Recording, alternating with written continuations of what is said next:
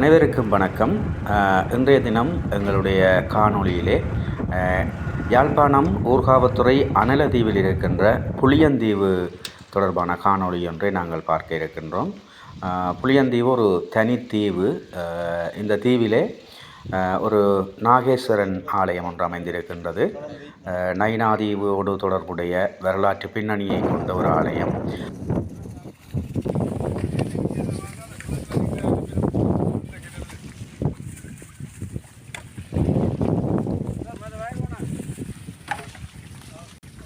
ஊர்காவத்துறை பிரதேச செயலக உத்தியோகத்தர்களும் அந்த கிராமத்து மக்களும் இணைந்து கடற்கரை பகுதியை தூய்மைப்படுத்தி கொண்டிருப்பதை காணக்கூடியதாக இருந்தது. உண்மையில் எதிர்வரும் நாட்களிலே அந்த தீவிலே இருக்கின்ற புளியந்தீவு நாகேஸ்வரர் ஆலயத்தினுடைய வருடாந்த திருவிழா நடைபெற இருக்கின்றது. அதனையொட்டி இந்த சிரமதான பணிகள், கடற்கரை தூய்மைப்படுத்தும் பணிகள் முன்னெடுக்கப்பட்டிருந்தன. நாங்கள் சென்ற இடத்திலே அதை காணக்கூடியதாக இருந்தது. கொஞ்சம்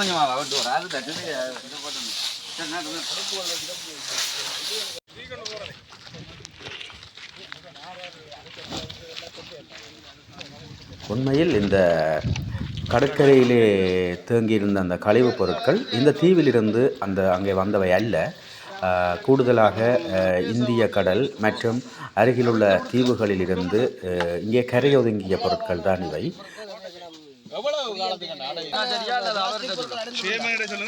இன்றைக்கு புளியந்தீவில் அடைஞ்ச குப்பை அதுகளை பிளாஸ்டிக் பொருட்களை எல்லாம் அகற்றி இருக்கிறோம். மக்களும் மற்றது உத்தியோகத்திலும் சேர்ந்து அகற்றி இருக்கிறோம். இங்கே பலவிதமான பொருட்கள் அடைஞ்சிருக்கு. மருத்துவ தேவைக்கான பொருட்கள், இந்த பிளாஸ்டிக் கழிவுகள், மற்றது தடை செய்யப்பட்ட பீடியில் கூட இங்கே இந்த பக்கங்களில் அடைஞ்சிருக்கு. அதை விட பிளாஸ்டிக் துகள்கள் நிறைய அடைஞ்சிருக்கு.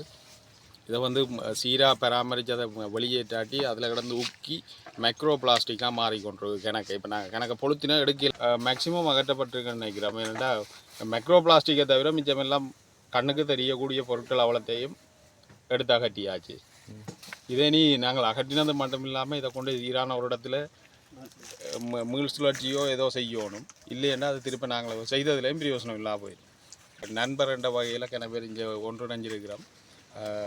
அந்த வகையில் இந்த பிரிவுக்குரிய அபிவிருத்தி உத்தியோகத்தை தயாளன் இதை ஒருங்கிணைச்சி எங்களை கேட்டிருந்தவர், எங்கள் 2-3 பேர். அப்போ நாங்களும் அதுக்கு ஒத்துழைச்சி இங்கே வந்திருக்கிறோம். பிளாஸ்டிக்கை நாங்கள் தொடர்ச்சியாக அகற்றி கொண்டிருக்கிறத விட இதை உள்ளுக்குள்ளே வராமல் தடுக்கிறதுக்கு மேலதிகாரிகளோ யாரோ இதை ஒத்துழைச்சி செய்யணும். என்னென்னா நெடுக அகற்றுறது ஒரு வேலையாக கிடக்கு. அந்த பிளாஸ்டிக்கை கொண்டு வரதை விட பிளாஸ்டிக்கின்ற பெருமதியை விட அகற்றுற பெருமதி கூடவாக இருக்குது. கடல் வளம் மட்டும் பாதிப்படைகிறதா நினச்சி கொண்டிருக்கிறாங்க. அந்த கடல் வளத்திலிருந்து மேலதிகமாக எங்களோட தேவைப்பாட்டுக்கு நிறைய உள்ளுக்குள்ளே வருது. அப்போ இதில் எல்லாருக்கும் ஒரு பங்களிப்பு இருக்குது. என்னென்னா அதிகளவாக நாங்கள் முக்கியமான பிளாஸ்டிக்கை பயன்படுத்துகிறத விட பிளாஸ்டிக்கு பதிலீடான பொருட்களை பயன்படுத்தணும்னு கேட்டுக்கொள்கிறோம் மக்களை.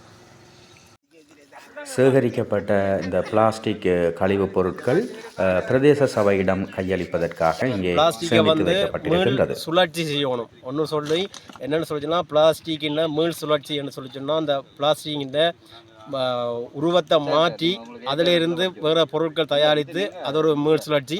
அதுக்கு அடுத்தது மீள் பாவனை என்று சொல்லிச்சோன்னா பிளாஸ்டிக் கழிவு பொருட்களை நாங்கள் அப்படியே எடுத்து அந்த பொருட்களை இன்னொரு தேவைக்கு பயன்படுத்துறது. உதாரணமாக அதில் பூங்கொண்டு வைக்கிறது, இல்லைன்னு சொல்லிச்சுன்னா அப்புறம் பிளாஸ்டிக் போத்தல் அப்படி இல்லைன்னு சொன்னால் கழிவு பொருட்களை கைவினை பொருட்களை செய்கிறது. அப்படி கொண்டு அப்படியே கைவினை பொருட்களை செஞ்சு அதை நாங்கள் காட்சிப்படுத்தி ஒரு சிறு தொழில் முயற்சியாகவும் அதை செய்யலாம். இப்போ நாங்கள் கடைகளுக்கு போய்களே நாங்கள் என்ன செய்கிறோம், கட்டப்பை இல்லைன்னு சொல்லிச்சோன்னா ஒரு துணிப்பை கொண்டு போய் சாமான் வாங்கி கொண்டு வர பழக்கம் எங்கள்கிட்ட மிக அரிதாக போயிட்டுது. அதனால் நாங்கள் என்ன செய்யணும்னு சொல்லிச்சோன்னா கடைக்கு நாங்கள் போய்களையே துணி பேக் ஏதாவது நாங்கள் கொண்டு போய் எங்களோட பொருட்களை வாங்கி கொண்டு எங்களை தேவைக்கு பயன்படுத்துகிறதால இந்த பிளாஸ்டிக் பாவனை குறைந்த அளவுக்கு நாங்கள் குறைத்து கொள்ளலாம் என்று கேட்டுக்கொள்கிறேன். நன்றி. இந்த தீவினுடைய மற்றும் ஒரு பிரசித்தமான ஒரு இடம் இந்த ஆலமரத்தோப்பு. இயற்கையாகவே கடற்கரையோரமாக 2 அல்லது 3 ஆலமரங்கள் இணைந்து ஒரு விழுதுகள் எறிந்து ஒரு மிகப்பெரிய ஆலமர தோப்பாக இங்கே காட்சியளிக்கின்றது.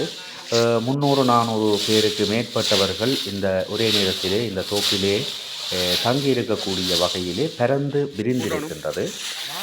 இந்த ஆலமர தோப்பும் அந்த உத்தியோகத்தர்களாலும் ஊர் மக்களாலும் இணைந்து இப்பொழுது சிரமதான பணி மூலம் தூய்மைப்படுத்தப்பட்டு கொண்டிருக்கின்றது.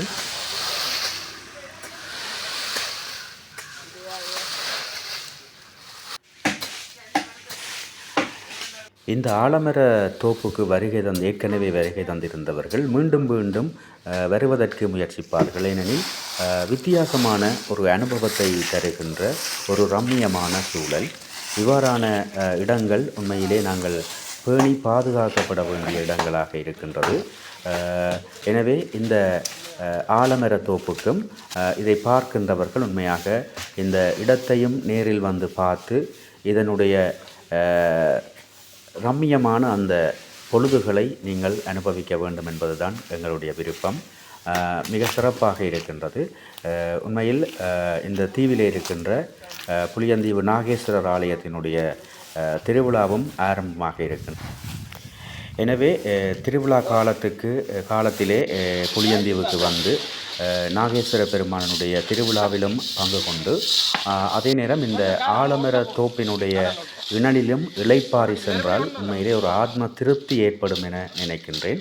அவ்வாறான ஒரு அனுபவத்தை நீங்கள் பெற்றுக்கொள்ள வேண்டுமாக இருந்தால் நிச்சயமாக இந்த தோப்பையும் வந்து தரிசித்து செல்லுங்கள். ஒரு பச்சை இலைகளாலான மிக பிரம்மாண்ட ஒரு குடையின் கீழே இருக்கின்ற அனுபவத்தை இதற்குள்ளே இருக்கும்போது நீங்கள் உண்மையாக உள்ளுணர்வு ரீதியாக உணர்ந்து கொள்வீர்கள் என நினைக்கின்றேன்.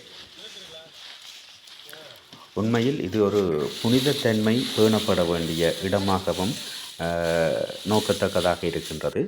எனவே இங்கு வருகை தருபவர்கள் இதனுடைய புனித தன்மையையும் பேணி பாதுகாக்க வேண்டும் என்பது இந்த ஒரு மக்களினுடைய விருப்பமாக இருக்கின்றது.